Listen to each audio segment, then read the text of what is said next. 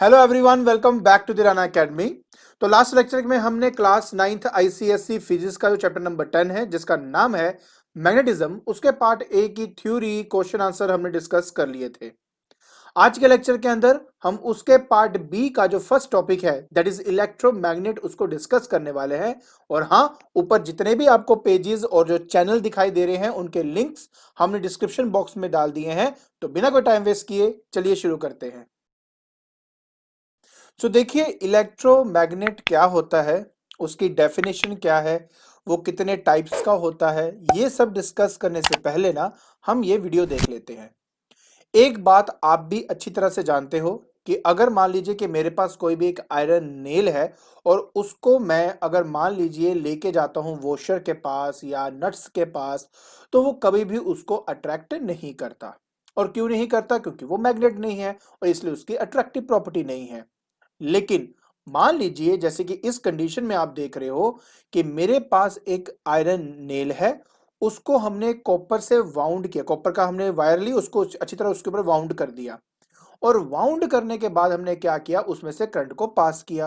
अब आप देख सकते हो यहाँ पे क्या हो रहा है, ये मेरे नट्स को अट्रैक्ट कर रहा है, इवन जो वॉशर्स हैं उनको भी अपनी तरफ अट्रैक्ट कर रहा है। इसका मतलब क्या हुआ, आप खुद सोच के देखो। एक्चुअली में ये जो आयरन नेल है वो क्या बन गया, एक तरह का मैग्नेट बन गया।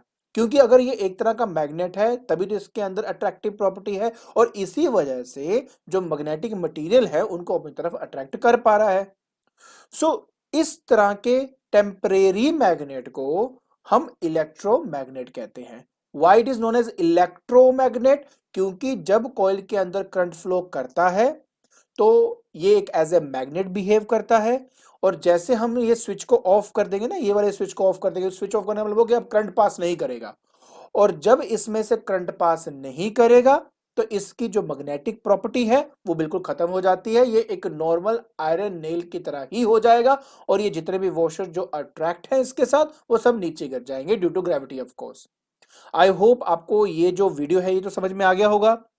तो चलिए अब हम बात करते हैं सीधा अपने डेफिनेशन की।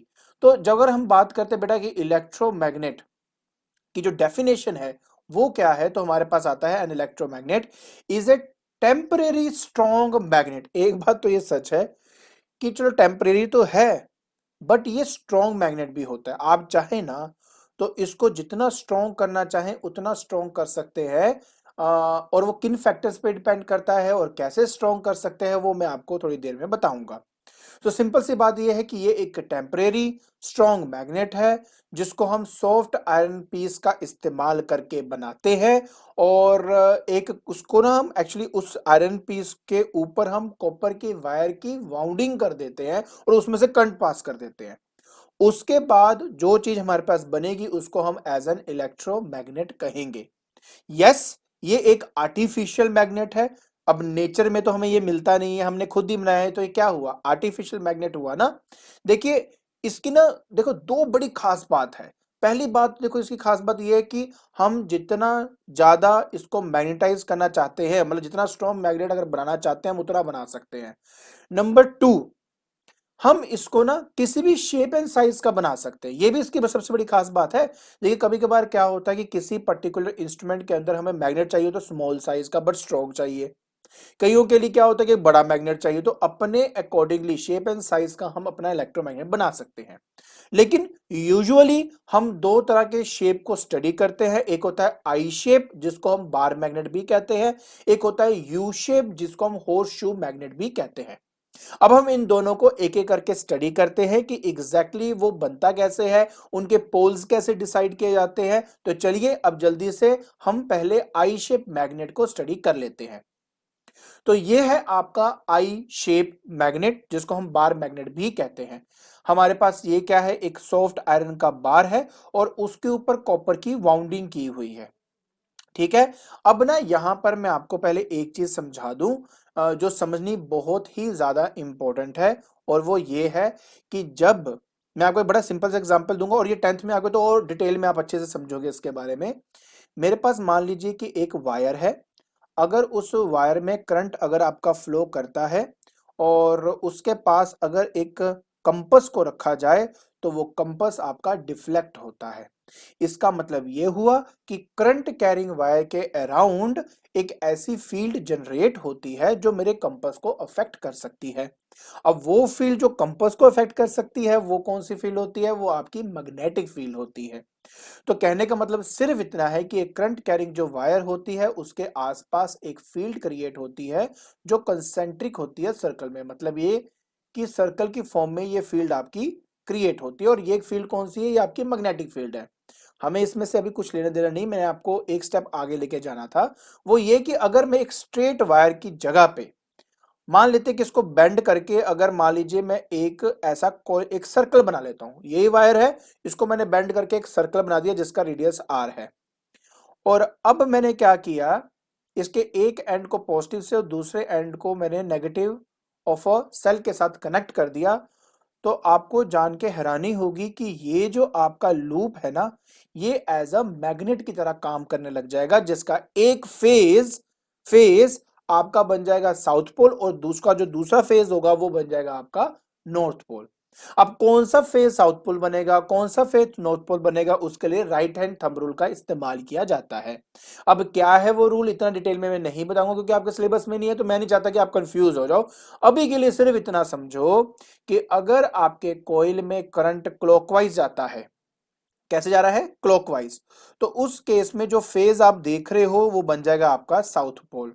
और अब अगर मान लीजिए कि मैं इस कॉइल के ये पहला जो पार्ट था वो पॉजिटिव सेगनेट था, मैं इसकी पोलैरिटी चेंज कर देता हूं, मतलब बैटरी की पोलैरिटी चेंज करके ये बन गया नेगेटिव और ये बन गया पॉजिटिव, सच दैट कि अब जो करंट है वो आपका एंटी क्लॉकवाइज डायरेक्शन मूव कर रहा है, एंटी क्लॉकवाइज डायरेक्शन मूव कर रहा है। तो इस कंडीशन में जो फेज आप देख रहे हो वो आपका बेटा बन जाएगा north pole. Now this will be your north pole. अब ना प्लीज एक बात समझने की कोशिश करना, अब क्या हो रहा है कि मैं जो अपना हाथ है ना वो एंटी क्लॉकवाइज डायरेक्शन में घुमा रहा हूं, लेकिन आप जो है इस चीज को क्लॉकवाइज देख सकते हो। तो इसका मतलब ये हुआ कि आपकी तरफ से ये क्या होगा, आपकी तरफ से ये हो जाएगा साउथ पोल और मेरी तरफ से ये क्या हो जाएगा? North pole. इसीलिए एक ही कॉइल के ये वाला फेज होता है और ये वाला फेज होता है। इस वाले फेज की अपनी पोलैरिटी है, उसके दूसरी जो पोलैरिटी होती है वो इस वाले फेज में आ जाती है। तो अपने आप में ही ये एक मैग्नेट बन जाता है।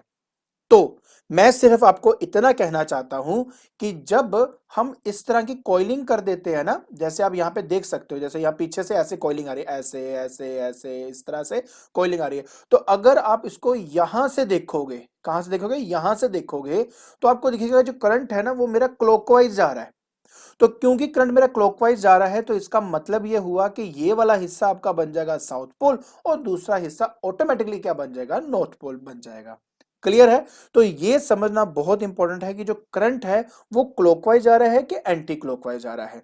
क्लियर? और हाँ, कैसे जाएगा ये? पॉजिटिव पोलैरिटी देखो ना, पॉजिटिव पोलैरिटी से करंट निकलता है और फिर वायर से होते होते दोबारा नेगेटिव में एंटर करता है। और आप साफ साफ अगर इधर से देखोगे तो आपको दिखेगा जो करंट है वो आपका ऐसे क्लॉकवाइज जा रहा है।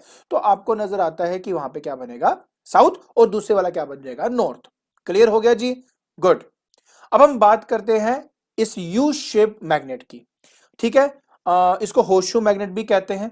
इसके अंदर भी यही देखना है कि टर्न क्लॉकवाइज है कि एंटी क्लॉकवाइज, लेकिन इसको वाउंडिंग बड़े अच्छे तरीके से करते हैं। अगर आप ध्यान से देखो, यहां से आपकी वायर गई, ये देखो ऐसे इस तरह से ऊपर जा रही, ऊपर से देखो, ऊपर से होते होते होते होते अब जब दूसरी साइड से लेके आए ना तो नीचे से ऊपर की तरफ लेके आए। मतलब ये कि जब मैं गया तो ऐसे ऐसे ऊपर जा रहा था, ठीक है, और जब मैं उधर गया तो नीचे से उल्टा डायरेक्शन मैंने ऐसे एक्वायर किया, नीचे से मैं आया हूं, ताकि एक तरफ क्लॉकवाइज करंट जाए और दूसरी तरफ एंटी क्लॉकवाइज करंट आए।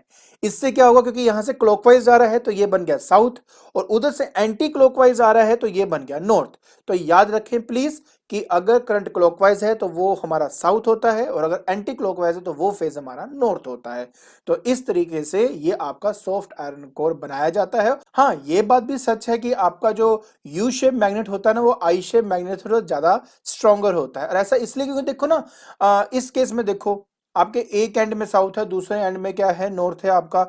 इसमें क्या है कि साउथ और नॉर्थ एक दूसरे के बहुत नजदीक होते हैं, तो मैग्नेटिक फील्ड लाइंस ना इस रीजन में ज्यादा क्राउडेड होती हैं। और आपको पता है ना कि जिस पर्टिकुलर रीजन में मैग्नेटिक फील्ड लाइंस बहुत क्राउडेड होती हैं तो उसका मतलब होता है कि वो रीजन है जहां पर मैग्नेटिक फील्ड की स्ट्रेंथ बहुत ज्यादा होती है। तो हमेशा याद रखें, पोल जितने नजदीक होंगे तो ऑब्वियस है ना, वहां पर मैग्नेटिक फील्ड लाइंस जो है एक दूसरे के बहुत नजदीक नजदीक होंगी, वहां पर स्ट्रेंथ मैग्नेटिक फील्ड की बहुत ज्यादा होगी। तो इस वजह से ये कह सकते हैं कि होशू मैग्नेट जो है वो थोड़ा सा ज्यादा स्ट्रॉन्गर होता है as compare to I shape magnet. अब सबसे इंपॉर्टेंट बात, कौन सा करंट इसमें से पास करें, डीसी करंट पास करें कि एसी करंट पास करें? आंसर है आपका डीसी करंट पास करना है, डायरेक्ट करंट पास करना है। अब एसी क्यों नहीं करते, चलिए मैं आपको थोड़ा सा समझाने की कोशिश करता हूं। बात यह है कि मान लीजिए कि ये मेरा कॉइल है, ठीक है, ये मेरा कॉइल हो गया। इस केस में मान लेते हैं, मैंने आपको एसी करंट बताया था, वो करंट जिसकी वैल्यू लगातार इंक्रीज और डिक्रीज करते हैं विद रिस्पेक्ट टू टाइम। अच्छा, इसका मतलब भी बता देता हूं चलो आपको।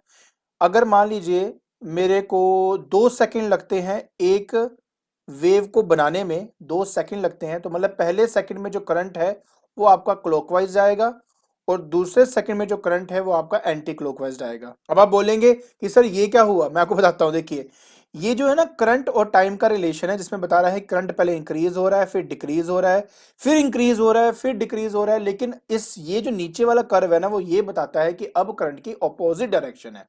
तो अब समझिए यहाँ पे क्या हो रहा है कि पहले 1 सेकंड के लिए जो करंट है मान लो इस तरह से इस तरफ फ्लो कर रहा है, तो ये वाला बन जाएगा बेटा आपका साउथ और पीछे वाला क्या बन जाएगा आपका नॉर्थ। अगले ही 1 सेकंड के लिए अब इसकी पोलैरिटी हो जाएगी चेंज और अब करंट आपका ऑपोजिट डायरेक्शन में जाएगा, मतलब ऐसे जाएगा। और इस कंडीशन में अब ऊपर वाला क्या बन जाएगा आपका नॉर्थ बन जाएगा। तो मतलब पता क्या है कि एक कंप्लीट वेव जब जाएगी ना, जब एक कंप्लीट वेव आपकी होगी, उसमें आधे टाइम ऊपर साउथ बनेगा, आधे टाइम के लिए ऊपर नॉर्थ बनेगा। तो north south north south north south north south होता रहेगा। तो वो एक प्रॉपर बार मैग्नेट की तरह काम नहीं करेगा। अब हमारे घर का जो एसी की सप्लाई है उसकी फ्रीक्वेंसी 50 हर्ट्ज है। 50 हर्ट्ज का मतलब पता क्या होता है कि 1 सेकंड में ऐसी 50 वेव निकलेंगी, 50 वेव्स निकलेंगी। तो इसका मतलब क्या हुआ कि 50 टाइम्स वो साउथ बनेगा, 50 टाइम्स नॉर्थ बनेगा एक ही सेकंड के अंदर अंदर। तो now you are understanding this thing कि हम कभी एसी सोर्स का इस्तेमाल नहीं करते, हमेशा डीसी सोर्स का इस्तेमाल करते। डीसी सोर्स का मतलब होता है डायरेक्ट करंट, एक कांस्टेंट करंट लगातार फ्लो कर रहा है, तो एक साइड हमेशा साउथ रहेगा, एक साइड हमेशा नॉर्थ रहेगा। तो ये है हमारे इस नोट का मतलब। अब बात आ जाती है कि इसके स्ट्रेंथ को इंक्रीज कैसे किया जाए। देखिए मैं आपको पहले बता दूं, ये दो चीजों पे डिपेंड करता है। सबसे पहले तो देखो ये डिपेंड करता है नंबर ऑफ टर्न्स पे, नंबर ऑफ टर्न्स पे डिपेंड करता है। आप बोलेंगे सर नंबर ऑफ टर्न्स पे ऐसे कैसे, क्यों डिपेंड करता है? देखो हर एक चीज का मतलब होता है, ऐसे ही याद नहीं करते रहना। सुनो, सबसे पहली बात क्या कि देखो ये मेरा एक टर्न है सपोज, ठीक है, फिर ये मेरा दूसरा टर्न हो गया, ये मेरा तीसरा टर्न हो गया। अब देखिए क्या है कि जो करंट है ना वो लगातार, चलो मैं आपको ना इससे दिखाता हूँ, ये आपको ज्यादा क्लैरिटी आएगी। अब देखिए इस केस में क्या है कि ये एक टर्न है, राइट? तो ये आपका बन गया साउथ और यहां बन गया आपका नॉर्थ। अगले केस में ये नेक्स्ट टर्न है, तो यहां पे बन गया आपका साउथ और ये बन गया नॉर्थ। अगले टाइम में फिर है, यहां बन गया साउथ, यहां बन गया नॉर्थ। ऐसे करते करते लास्ट में यहां पे साउथ और यहां पे बन गया नॉर्थ। एज ए रिजल्ट क्या होगा कि इसकी मैग्नेटिक फील्ड, इसकी मैग्नेटिक फील्ड, इसकी मैग्नेटिक फील्ड सारी आपस में क्या हो जाएंगी, ऐड हो जाएंगी, जिसकी वजह से इस पूरे बार मैग्नेट का जो मैग्नेटिक फील्ड की स्ट्रेंथ है वो बढ़ जाएगी।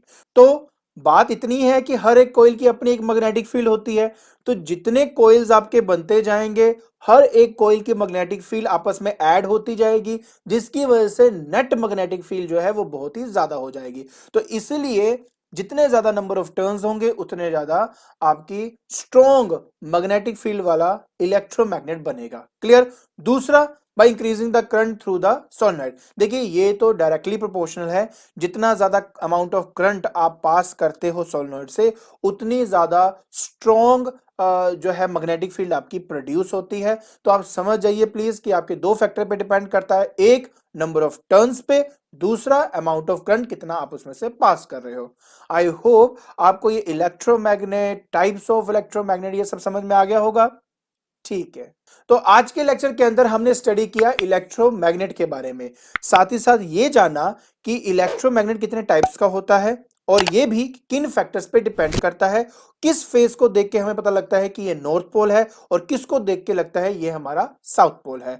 अगर आपको मेरे लेक्चर पसंद आ रहे हैं तो please like it, share it and subscribe it. आज के लिए बस इतना ही। Thank you so much.